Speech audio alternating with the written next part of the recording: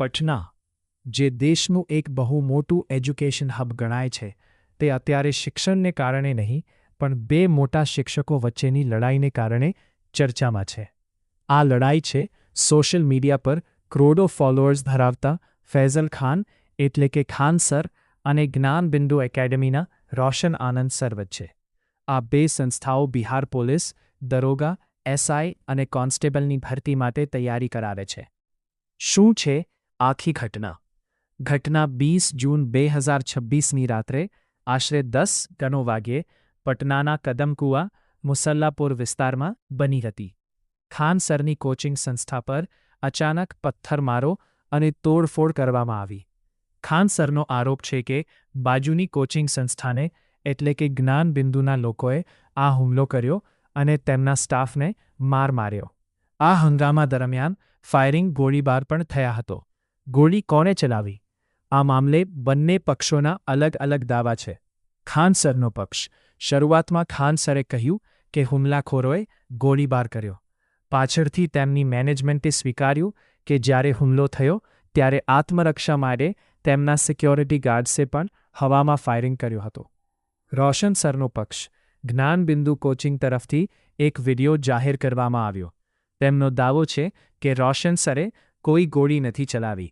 ઉલટાનું વિડિયોમાં ખાન સરની હાજરીમાં તેમના જે સિક્યોરિટી ગાર્ડ્સ ફાયરિંગ કરતા જોવા મળી રહ્યા છે. આ તેમની લોકપ્રિયતાને નુકસાન પહોંચાડવાનું કાવતરું છે. લડાઈ પાછળનો અસલી કારણ પોલીસ તપાસ અને સ્થાનિક અહેવાલો મુજબ આ લડાઈ માત્ર કોઈ પોસ્ટર ફાડવાની નથી, પરંતુ બિહાર પોલીસ કોન્સ્ટેબલ ભરતીના પરિણામો પછી સિલેક્શન ક્રેડિટ લેવાની છે. Central selection board of constable CSBC દ્વારા કુલ 21,083 વેકન્સી બહાર પાડવામાં આવી હતી. પરંતુ નવાઈની વાત એ છે કે ખાન સરે દાવો કર્યો કે તેમની સંસ્થામાંથી 12,000 બાળકો પાસ થયા. બીજી તરફ રોશન આનંદ સરે દાવો કર્યો કે તેમની સંસ્થામાંથી 10,000 બાળકો પાસ થયા.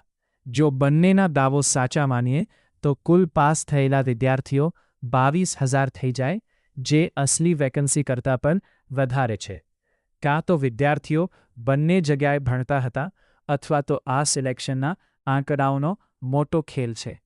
આ સિવાય ઓનલાઈન કોર્સની ફી 899 વિરુદ્ધ 999 દાવો કર્યો છે.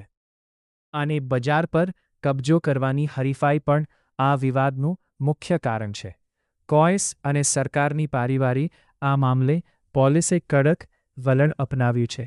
જ્ઞાનબિંદુના ડિરેક્ટર રોશન આનંદ સર સહિત 3 લોકોની ધરપકડ કરીને તેમને 4 દિવસની જ્યુડિશિયલ કસ્ટડીમાં પટનાની બહુર જેલમાં મોકલી દેવાયા છે. સામે પક્ષે વિડિયો સામે આવ્યા બાદ ખાન સરના પણ 2 સિક્યોરિટી ગાર્ડ્સની પોલીસે ધરપકડ પાડી લીધી છે. બિહારના નવા શિક્ષણ મંત્રી મિથિલેશ તિવારીએ જણાવ્યું છે આખો નિયામા પર આગામી 3 મહિનામાં કોચિંગ સંસ્થાઓ પર લગામ લગાવવા માટે નવો કાયદો લાવવામાં આવશે. ઉપસંહાર: કોવિડ રોગચાળા પહેલાં ખાન સર અને રોશન સર એક જે કેમ્પસમાં સાથે ભણાવતા હતા અને મિત્રો હતા.